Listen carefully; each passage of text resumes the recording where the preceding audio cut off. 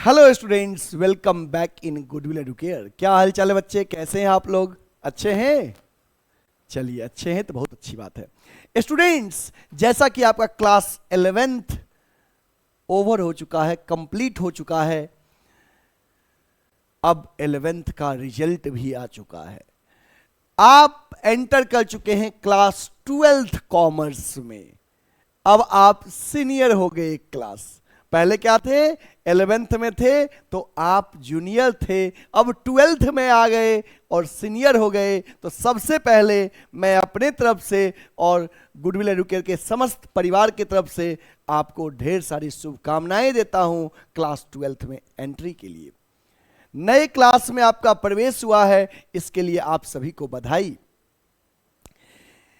Class 12th में आप आ चुके हैं तो क्लास 12th में आपके आगमन से एक अलग एनर्जी लेवल झलकना चाहिए। क्लास 12th का एंट्री ऐसा दमदार हो कि हर एक दिन आप यहां कोचिंग से कुछ ना कुछ सीख के जाएं, चाहे हमारे ऑनलाइन प्लेटफॉर्म के माध्यम से हो या गुडविल एडुकेयर के ऑफलाइन सेंटर के माध्यम से हो। ठीक है? 11th बहुत अच्छा था आपका और 12th उससे भी अच्छा करना है, क्योंकि बोर्ड एग्जाम है। रिजल्ट हमेशा सब पूछेगा आपसे कि 12th के बोर्ड में कितना मार्क्स था। ठीक है? तो बच्चे, आज मैं आपको डिस्कस करने जा रहा हूं कि क्लास 12th कॉमर्स में जो अकाउंटेंसी सब्जेक्ट है आपका, उस अकाउंट्स में आपको क्या क्या पढ़ना है। बाकी मैं डिस्कस और भी करूंगा नेक्स्ट वीडियोज में कि इकोनॉमिक्स के सिलेबस के बारे में, बिजनेस स्टडीज के सिलेबस के बारे में या अदर सब्जेक्ट के सिलेबस के बारे में डिस्कस करूंगा। लेकिन सबसे पहले आप जानते हो कि मैं अकाउंट्स पढ़ाता हूं और अकाउंट्स पढ़ने के लिए दूर दूर से बच्चे आते हैं डेली ऑफलाइन सेंटर में, और ऑनलाइन बच्चे देश के हर राज्य से बच्चे जुड़े हुए हैं। दिल्ली, मुंबई, उड़ीसा, बिहार, उत्तर प्रदेश, हर राज्य से बच्चे ऑनलाइन लेक्चर परचेज करके देखते हैं, as well as free lecture YouTube पे देखते हैं। तो आज के सेशन में मैं आपको फर्स्ट क्लास में सिलेबस के बारे में डिस्कस करूंगा, क्योंकि बच्चे किसी भी कोर्सेस की शुरुआत करने से पहले हमें यह जानना चाहिए कि इस कोर्सेस में पढ़ना क्या है, सिलेबस क्या क्या है, और इस सिलेबस को कंप्लीट करने में समय कितना लगेगा, कौन से बुक से कितने मार्क्स का क्वेश्चन आएगा, ये सब बात आज डिस्कस करेंगे। चलिए तो शुरू करते हैं, पूरे सिलेबस के बारे में आपके साथ डिस्कशन करेंगे। देखो बच्चे, क्लास 12th का जो सिलेबस मैं पढ़ाऊंगा ये मेनली सीबीएसई बोर्ड पे बेस्ड सिलेबस रहेगा। हालांकि स्टेट बोर्ड का भी सिलेबस सिमिलर ही है, चाहे बिहार बोर्ड हो या यूपी बोर्ड हो या अदर स्टेट के बोर्ड हैं, सिलेबस मोस्टली क्लास 12th का सिमिलर है। मेन टारगेट हमारा सीबीएसई बोर्ड रहेगा, बट अदर स्टेट बोर्ड के बच्चे के लिए भी ये सिलेबस और पूरे कंटेंट फायदेमंद रहेगा। तो अकाउंटेंसी के कंप्लीट सिलेबस के बारे में बताऊंगा और उन सिलेबस को कंप्लीट भी करूंगा चैनल के माध्यम से। ठीक है? हमारा न्यू सेशन 2025-26 में आप सब एंटर किए हैं, इसके लिए एक बार पुनः बधाई आप सभी को। देखो बच्चे, क्लास 12th के अकाउंट्स में जो आप सबका और हमारा टारगेट है वो है 100 आउट ऑफ 100। हमारा टारगेट है 100 आउट ऑफ 100 कि पूरे अकाउंट्स में हमें 100 में 100 लाना है। 80 मार्क्स का रिटन एग्जाम होगा और 20 मार्क्स का प्रैक्टिकल एग्जाम होगा। तो हमारा टारगेट है फुल मार्क्स लाने का, और उसी फुल मार्क्स के लिए हम सब जी तोड़ मेहनत करने वाले हैं। ठीक है? चलिए देखिए बच्चे, CBSE syllabus in accountancy class 12th। सबसे पहले आपको बताना चाहिए कि आपका एक पेपर होगा जो 3 आवर्स का होगा। एक पेपर होगा एग्जाम में जो आपका 3 आवर्स का पेपर होगा, और वो 3 आवर्स का पेपर 80 मार्क्स का होगा। आप कहोगे सर अभी तो आप बोले 100 में 100 लाना है, पेपर तो 80 मार्क्स का होगा। हाँ बच्चे, 80 मार्क्स का रिटन, अब 20 मार्क्स का प्रैक्टिकल। ठीक ना? जब आपका स्कूल में 80 में 80 आएगा हर एग्जाम में, तो प्रैक्टिकल में 20 जो आएंगे एक्सटर्नल प्रैक्टिकल लेने के लिए वो 20 में 20 देंगे, और समझ जाओ तो बोर्ड में 80 और उधर 20 मिलके 100 हुआ ना, 100 में 100 आपका टारगेट है।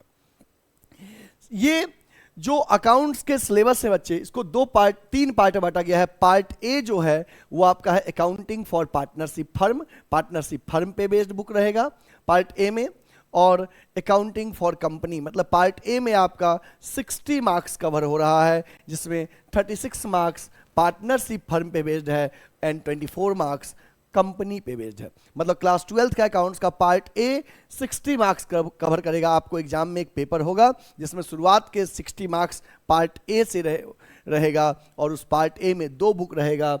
वॉल्यूम फर्स्ट में आपका पार्टनरशिप और वॉल्यूम सेकंड में कंपनी। और पार्ट बी जो होगा बच्चे, इसमें फाइनेंशियल स्टेटमेंट एनालिसिस होगा। इसमें एक रहेगा एनालिसिस ऑफ फाइनेंशियल स्टेटमेंट, जिससे 12 मार्क्स से क्वेश्चन पूछे जाएंगे, जिसमें बैलेंस शीट के बारे में डिस्कस करेंगे, comparative statement, common size accounting ratio के बारे में, और एक रहेगा कैश फ्लो स्टेटमेंट जिससे 8 मार्क्स से क्वेश्चन पूछे जाएंगे। मतलब कि ओवरऑल पार्ट बी से 20। तो देखो पार्ट ए से 60 और पार्ट बी से 20 मिलके 80 मार्क्स का रिटन एग्जाम हुआ। ठीक है, अब डिस्कस करते हैं कि पार्ट सी में जो प्रैक्टिकल एग्जाम होगा, है ना, एक्सटर्नल जो आएंगे प्रैक्टिकल लेने के लिए, उसमें क्या क्या पूछा जाएगा। पार्ट सी प्रोजेक्ट वर्क की बात कर रहे हैं। तो देखिए बच्चे, इस प्रोजेक्ट वर्क में प्रोजेक्ट के फाइल पे आपको 4 मार्क्स रहता है। रिटन टेस्ट 12 मार्क्स का होगा जो 1 आवर का रहेगा, और वाइवा क्वेश्चन 4 मार्क्स से पूछे जाएंगे। टोटल 20 मार्क्स हो गया। तो ध्यान रखिए, जो अकाउंटेंसी है आपका, अकाउंटेंसी ये 100 मार्क्स का हुआ। इस 100 मार्क्स में से 80 मार्क्स रिटेन और 20 मार्क्स प्रैक्टिकल। ठीक है, 80 मार्क्स रिटेन और 20 मार्क्स प्रैक्टिकल। 80 मार्क्स जो रिटेन है, इसमें आपको 60 मार्क्स पार्ट ए से और 20 मार्क्स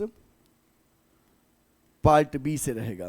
60 मार्क्स पार्ट ए से और 20 मार्क्स पार्ट बी से रहेगा। ठीक ना, क्लियर समझ में आ गया सबको कि 80 मार्क्स में से 60 पार्ट ए और 20 पार्ट बी। इसमें कौन कौन से चैप्टर पढ़ने हैं, जरा इसके बारे में डिस्कस करते हैं। देखिए, सबसे पहले बच्चे, आपको अकाउंट्स में 3 बुक पढ़ना है। ध्यान रखना, कितने किताब? 3 बुक। पार्ट ए में 2 बुक और पार्ट बी में 1 बुक। 11th के अकाउंट्स का बुक का जो थिकनेस लेवल था, उसका दुगुना रहेगा 12th का अकाउंट्स। ठीक है ना, 11th में नंबर्स ऑफ चैप्टर्स ज्यादा थे, 12th में चैप्टर्स कम हैं, बट चैप्टर्स में क्वेश्चन ज्यादा हैं। 11th में एक चैप्टर में 20 से 25 क्वेश्चन होता था, 12th में एक चैप्टर में 80 से 90 क्वेश्चन रहेगा। समझ के बात ना, मतलब मेहनत करना है बच्चे, बिना मेहनत के कुछ होने वाला नहीं है। जितना घूमना था 80 घाट घूम लिए आप, है ना, जितना घुमाना था घुमा लिए, अब मेहनत करना होगा। ठीक है, चलिए देखते हैं। तो पार्ट ए के वॉल्यूम फर्स्ट में बच्चे, अकाउंटिंग फॉर पार्टनरशिप फर्म पे बेस्ड बुक जो रहेगा वॉल्यूम फर्स्ट में, देखो 2 पार्ट ए में 2 वॉल्यूम है, वॉल्यूम फर्स्ट वॉल्यूम सेकंड। तो वॉल्यूम फर्स्ट जो रहेगा बच्चे, वो पार्टनरशिप फर्म पे बेस्ड बुक रहेगा, और वॉल्यूम सेकंड कंपनी पे बेस्ड बुक रहेगा। 11th का अकाउंट्स आपका सोल प्रोप्राइटरशिप पे था। आपने पढ़ा था ना, forms of business organisation, sole proprietorship, partnership, Hindu undivided family, cooperative society, company. तो 11th का अकाउंट सोल प्रोप्राइटरशिप पे बेस्ड था, और 12th का अकाउंट्स पार्टनरशिप और कंपनी पे बेस्ड है, जिसमें से पार्ट ए का वॉल्यूम फर्स्ट आपका पार्टनरशिप फर्म पे बेस्ड बुक है, जिस बुक से 36 मार्क्स के क्वेश्चन आपको आएंगे। कितने मार्क्स के? 36 मार्क्स के। इस वाले पार्टनरशिप वाले बुक से 36। सबसे ज्यादा इंपॉर्टेंट यही बुक है। समझ बात ना, इस बुक में आपको 5 चैप्टर पढ़ना है। पहला चैप्टर है accounting for partnership firm fundamentals. बच्चे, फर्स्ट चैप्टर जो है फंडामेंटल्स है, बेसिक है पार्टनरशिप के रिगार्डिंग, जिसमें हम पढ़ेंगे कि पार्टनरशिप के फीचर्स क्या होते हैं, पार्टनरशिप डीड क्या होता है, पार्टनर्स कैपिटल अकाउंट क्या होता है, कैपिटल पे इंटरेस्ट कैसे कैलकुलेट करेंगे, इंटरेस्ट ऑन ड्राइंग कैसे कैलकुलेट करेंगे। ये जितने भी बेसिक चीजें हैं ना, वो फंडामेंटल्स वाले चैप्टर में पढ़ेंगे, पहला चैप्टर में। और फर्स्ट चैप्टर बहुत इंपॉर्टेंट है, याद रखना। फर्स्ट चैप्टर बहुत इंपॉर्टेंट है। आधे से अधिक बच्चे का फर्स्ट चैप्टर क्लियर नहीं हो पाता है। व्हाई? क्योंकि लेट ज्वाइन करते हैं कोचिंग सिस्टम को। अगर आप ऑन टाइम सिलेबस शुरू कर दो तो पहला चैप्टर क्लियर रहेगा, और पहला चैप्टर क्लियर रहेगा तो अकाउंट्स का ये 5 चैप्टर क्लियर रहेगा फर्स्ट बुक का। और अगर पहला क्लियर नहीं है तो पूरा ये बुक ही आपका वीक हो जाएगा, आप कमजोर हो जाओगे इस बुक में, क्वेश्चन नहीं बनेगा, कॉन्फिडेंस लेवल नहीं आ पाएगा। इसलिए डिले नहीं करना है, शुरुआत अभी से करना है। ठीक है, तो पहला हो गया फंडामेंटल्स। दूसरा है बच्चे change in profit sharing ratio among existing partner. Change in profit sharing ratio में चेंज होगा किसके बीच में? एग्जिस्टिंग पार्टनर्स के बीच में। मतलब जैसे मान लो पहले कि ए बी सी पार्टनर है किसी फर्म में, और इनके बीच में प्रॉफिट शेयरिंग रेशियो 3:2:1 है। अब क्या हुआ? अब इनके बीच में अग्रीमेंट चेंज हो गया और प्रॉफिट शेयरिंग रेशियो चेंज हो गया, 3:1 से हो गया 1:1:1। रेशियो चेंज हो गया।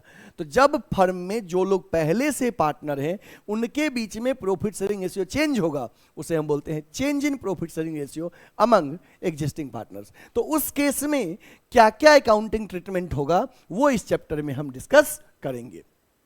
नेक्स्ट चैप्टर है आपका एडमिशन ऑफ अ पार्टनर। बच्चे जैसे आप कोचिंग में आते हो तो आपका एडमिशन होता है ना, आपका एंट्री हुआ मतलब आपका एडमिशन हुआ। ऐसे ही मान लो कि ए बी सी पहले से पार्टनर है बिजनेस में, और मिस्टर डी का बिजनेस में एंट्री हो रहा है। डी न्यू पार्टनर के तौर पे बिजनेस में आ रहा है। कितने शेयर के लिए? 1/5 शेयर के लिए। मतलब जो भी प्रॉफिट होगा उसका 1/5 पोर्शन डी को मिलेगा। जरा सोचो कि ए बी सी पहले से पार्टनर है, अब मिस्टर डी न्यू पार्टनर के तौर पे आ रहा है, मतलब डी का एडमिशन हो रहा है। तो जब कोई पार्टनर आएगा तो क्या क्या अकाउंटिंग ट्रीटमेंट होगा? वो कैपिटल लाएगा फर्म में, गुडविल का अमाउंट लाएगा, न्यू रेशियो कैलकुलेट करेंगे, सैक्रिफाइसिंग रेशियो कैलकुलेट करेंगे। वो सारी बातें चैप्टर 3 में पढ़ेंगे एडमिशन में। सेम उसी से सिमिलर है रिटायरमेंट और death of a partner. Retirement of a partner और death of a partner just admission का अपोजिट है। रिटायरमेंट, एडमिशन में पार्टनर आता है तो वो कैपिटल लाता है, रिटायरमेंट में पार्टनर जाएगा तो कैपिटल भी लेके जाएगा। क्लियर? रिटायरमेंट और डेथ में क्या अंतर है कि रिटायरमेंट और डेथ दोनों में पार्टनर्स बिजनेस से जा रहा है, बस अंतर इतना है रिटायरमेंट अपनी इच्छा से होता है और डेथ भगवान की इच्छा से होता है। रिटायरमेंट में प्लान्ड वे में हम बिजनेस से जाते हैं कि हमें अब बिजनेस से जाना है, 31 मार्च के बाद हमें पार्टनर के रूप में नहीं रहना है, तो हम प्रायर नोटिस देके पार्टनर्स को इन्फॉर्म करेंगे कि अब हम एज अ पार्टनर कंटिन्यू नहीं करेंगे। तो सारे पार्टनर्स हिसाब करके हमारा कैपिटल क्या करेगा? रिटर्न कर देगा। बट डेथ में क्या है? अचानक किसी का डेथ हो गया, चाहे कार एक्सीडेंट में, चाहे हार्ट अटैक से, या बिकॉज ऑफ एनी रीजन, उस केस में जो उसका वारिस होगा उसको कैपिटल लौटा दिया जाएगा उस पार्टनर का। ठीक ना? तो ये पढ़ेंगे चैप्टर 4 में रिटायरमेंट और डेथ। चैप्टर 5 आपका है dissolution of partnership firm. Partnership firm का डिसॉल्यूशन का मतलब ये हुआ कि पार्टनरशिप फर्म का बंद होना। कोई फर्म, कोई बिजनेस का बंद होना। जरा सोचो बच्चे, बिजनेस बंद होगा तो क्या करना पड़ेगा? बिजनेस बंद होगा तो बिजनेस का सारा सामान बेचेंगे, और बेच के जो पैसा आएगा, जिन जिन लोगों से लोन लिए हैं सबका लोन रिटर्न कर देंगे, ओनर ने जो कैपिटल लौटाया है ओनर का कैपिटल रिटर्न कर देंगे। सबका पैसा देने के बाद झोला लेंगे और घर की ओर चल देंगे, बिजनेस का बोर्ड हटा देंगे, बिजनेस बंद। That is dissolution. 5 चैप्टर पढ़े ना आपने इस बुक में। याद रखना कि पार्ट ए जो 60 मार्क्स का है उसमें 2 बुक पढ़ना है, एक पार्टनरशिप पे बेस्ड बुक और दूसरा कंपनी पे बेस्ड बुक। पार्टनरशिप वाला बुक से 36 मार्क्स का आएगा और इसमें 5 चैप्टर पढ़ना है। पहला पार्टनरशिप पे बेस्ड फंडामेंटल, दूसरा change in profit sharing ratio among existing partner, तीसरा एडमिशन ऑफ अ पार्टनर, चौथा रिटायरमेंट और 5वां dissolution of partnership firm. 5 chapter इसमें आपको पढ़ने हैं। ठीक है, जरा हम देखते हैं कि जो पार्ट ए का वॉल्यूम 2 है कंपनी पे बेस्ड बुक, उससे कितने मार्क्स से क्वेश्चन पूछे जाएंगे और कौन कौन सा चैप्टर आपको पढ़ना है। देखिए बच्चे, काउंटिंग फॉर कंपनीज में जो बुक है इससे आपको 24 मार्क्स का क्वेश्चन आएगा। ठीक ना? मतलब कि पहले बुक से 36 और दूसरे से 24। इसमें 2 ही चैप्टर आपको पढ़ना है, company accounts, accounting for share. Capital, share के बारे में पढ़ेंगे, इशू ऑफ शेयर उसको बोलते हैं, इशू ऑफ शेयर। और दूसरा है company accounts issue of debenture, issue of share और issue of debenture, share capital के बारे में अकाउंटिंग और दूसरा इशू ऑफ डिवेंचर। ठीक है, इसके बाद बच्चे part B analysis of financial statement, जो पार्ट बी, इसको शॉर्ट में एफएसए बोलते हैं, इससे आपका 20 मार्क्स का क्वेश्चन पूछा जाएगा। और ध्यान रखना इस 20 मार्क्स में आपको 6 चैप्टर पढ़ना है, financial statement of companies, financial statement analysis, comparative statement, common size statement, accounting ratio और कैश फ्लो स्टेटमेंट, जिसमें से ये 5 चैप्टर से 12 मार्क्स के क्वेश्चन पूछे जाएंगे, 5 चैप्टर मिला के। और लास्ट वाला चैप्टर कैश फ्लो से 8 मार्क्स का क्वेश्चन आएगा, मतलब कैश फ्लो इंपॉर्टेंट चैप्टर है। और याद रखना क्लास 12th कॉमर्स के बच्चे का 50% बच्चे का पहला चैप्टर कंप्लीट नहीं होता है और 50% बच्चे का आखिरी चैप्टर कंप्लीट नहीं होता है। रीजन क्या होता है बच्चे? रीजन ये होता है कि पहला चैप्टर के टाइम में बच्चे लेट से कोचिंग ज्वाइन करते हैं, तो टीचर जब चैप्टर खत्म कर देते हैं तो बहुत सारे बच्चे 15 अप्रैल तक आते रहते हैं, इसलिए पहला चैप्टर कंप्लीट नहीं होता है। और दूसरा रीजन आखिरी चैप्टर क्या है कि जब आखिरी चैप्टर चलता है तो उस समय फेस्टिवल का मंथ होता है, दुर्गा पूजा, दिवाली, छठ, है ना, तो जब टीचर कैश फ्लो पढ़ाते रहते हैं तो बच्चे अब्सेंट करते रहते हैं। और इसके साथ दूसरा एक और रीजन है, उस समय जब टीचर कैश फ्लो पढ़ाते रहते हैं तो कुछ ही दिनों बाद स्कूल में प्री बोर्ड होने वाला होता है दिसंबर में, और स्कूल में प्री बोर्ड होने वाला होता है तो टीचर पढ़ाते हैं आखिरी चैप्टर और बच्चा घर पे जाके प्रैक्टिस करता है पहला चैप्टर, इसलिए उसका आखिरी चैप्टर पर ध्यान ही नहीं था, तो कैश फ्लो समझ में ही नहीं आता है। हर साल की यही कहानी है, लेकिन मैं आपसे रिक्वेस्ट करूंगा कि आप पहला और आखिरी दोनों चैप्टर स्ट्रांग रखना। अब भी से कोचिंग ज्वाइन कर लीजिए तो पहला भी क्लियर रहेगा और ऑन टाइम सिलेबस कवर कर देंगे। इस साल टाइम से पहले कवर कर देंगे, टाइम पे तो हर साल करते हैं, टाइम से इस साल पहले कवर कर देंगे ताकि आखिरी चैप्टर के टाइम में फेस्टिवल से पहले आपका चैप्टर कंप्लीट हो जाए, है ना, तब जाके आप अकाउंट्स में 100 में 100 लाएंगे।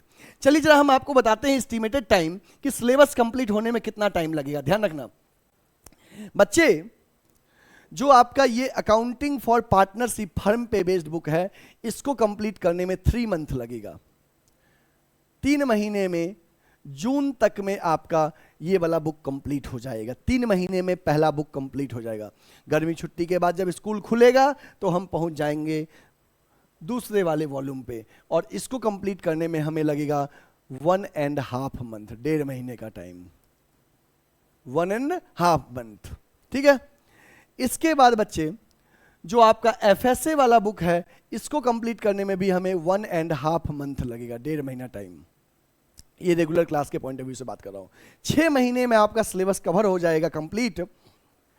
फिर भी 1 महीना हम एक्स्ट्रा लेते हैं कि फेस्टिवल के टाइम में थोड़ा स्लो रहते हैं क्योंकि बच्चे अब्सेंट करते रहते हैं, तो आपका समझ जाओ 7 महीने में आपका 12th का अकाउंट्स पूरा कंप्लीट हो जाएगा। आफ्टर दैट रिवीजन होगा, प्री बोर्ड होगा, डाउट क्लासेस होगा, जिसके माध्यम से आप क्लास 12th में जो आपका टारगेट है 100 में 100 वो मार्क्स आएगा।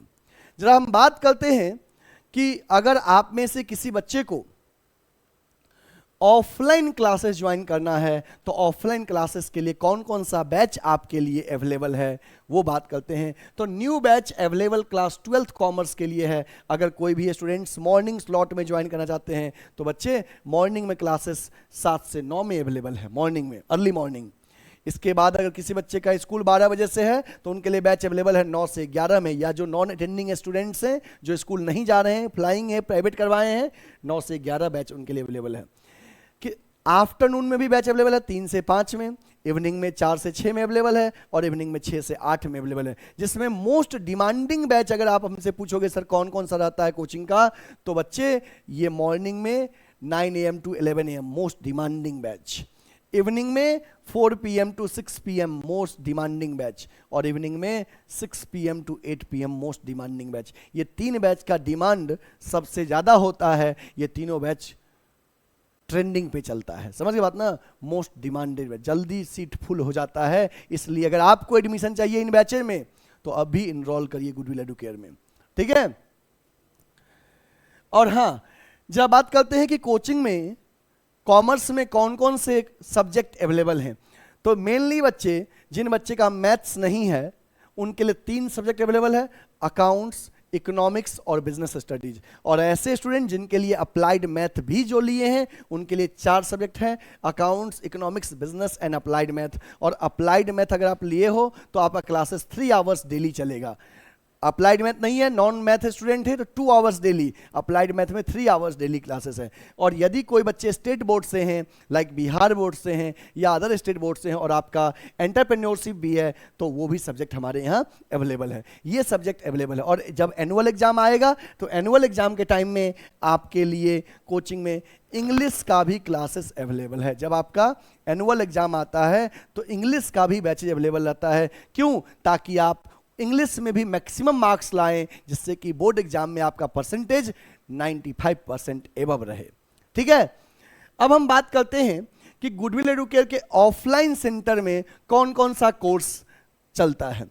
तो बच्चे गुडविल एडुकेयर के बारे में पहले बता दें कि गुडविल एडुकेयर एक प्योर कॉमर्स कोचिंग है जो वाराणसी में ऑफलाइन इसका बैचेज चलता है। वाराणसी में कहाँ पे? तो लंका पे, रविदास गेट के पास, लंका थाना के जस्ट बगल में मेन रोड पे गुडविल एडुकेयर का ऑफलाइन सेंटर है। हमारे ऑफलाइन सेंटर में बच्चे 11th एंड 12th कॉमर्स का पढ़ाई होता है। कोई भी बोर्ड हो, चाहे सीबीएसई हो, यूपी बोर्ड हो, बिहार बोर्ड हो या एनी अदर स्टेट बोर्ड हो, बस मीडियम इंग्लिश होना चाहिए। तो 11th एंड 12th कॉमर्स के मल्टीपल बैच अवेलेबल हैं। साथ में हम लोग सीयूईटी का भी प्रिपरेशन करवाते हैं, जिससे कि आपका admission central university like BHU, Delhi university and Allahabad university या ड्यू के Shri Ram college of commerce में एडमिशन लेना है, इसके लिए हम लोग बीकॉम एंड एमकॉम एंट्रेंस का प्रिपरेशन करवाते हैं। और ऐसे स्टूडेंट्स जिनका एम है सीए बनने का, उनके लिए सीए फाउंडेशन का भी बैच अवेलेबल रहता है। ठीक है, अगर आप हमसे जुड़ना चाहते हैं, हमारे ऑफलाइन सेंटर में एडमिशन लेना चाहते हैं, तो आप एड्रेस हमारा नोट करिए, B30/74 Ravidas gate beside Lanka थाना वाराणसी। और हमसे जुड़ने के लिए स्क्रीन पे दिए नंबर पे हमें कॉल कर सकते हैं। नंबर नोट करिए 8676080858 या हमारा अल्टरनेट नंबर दूसरा नोट करिए 7743045542। ये हमारा calling number as well as WhatsApp number है। आप हमें कॉल या व्हाट्सएप करके कांटेक्ट कर सकते हैं या ऑफलाइन एडमिशन के लिए सीधे हमारे जो वाराणसी में हमारा ऑफलाइन सेंटर है वहां विजिट करें और आज ही अपना सीट बुक करें। ठीक है बच्चे, और अब आपको मैं एक बात और बता दूं कि क्लास 12th का पूरा अकाउंट्स का लेक्चर आपको गुडविल एडुकेयर के यूट्यूब चैनल पे रेगुलरली अपलोड होगा और पूरे वीडियोज के माध्यम से आप क्लास 12th का अकाउंट्स इजीली कवर कर सकते हैं। अगर आप ऑफलाइन हमसे जुड़ना चाहते हैं तो वाराणसी आ जाइए। नहीं पॉसिबल है ऑफलाइन जुड़ पाना, घबराने की बात नहीं है। आपके लिए हमेशा ऑनलाइन लेक्चर हम अपलोड करेंगे। आप उस लेक्चर के माध्यम से अपने नॉलेज को बूस्टअप करिए, क्वेश्चंस का प्रैक्टिस करिए और कभी भी डाउट हो तो कॉल या व्हाट्सएप करके हमसे क्वेश्चन पूछ सकते हैं। ठीक है, ये फैसिलिटीज आपके लिए अवेलेबल है। ठीक है बच्चे, फिर मिलेंगे हम नेक्स्ट क्लासेस में, सिलेबस शुरू करेंगे। ठीक है, और आप लोग से एक रिक्वेस्ट है कि वीडियो को लाइक कर दीजिएगा, चैनल को सब्सक्राइब कर लीजिए और इस वीडियोज को, सिलेबस के लेक्चर को अधिक से अधिक शेयर करिए कि कॉमर्स के हर एक स्टूडेंट तक ये लेक्चर पहुंच जाए। Thank you, take care, bye bye.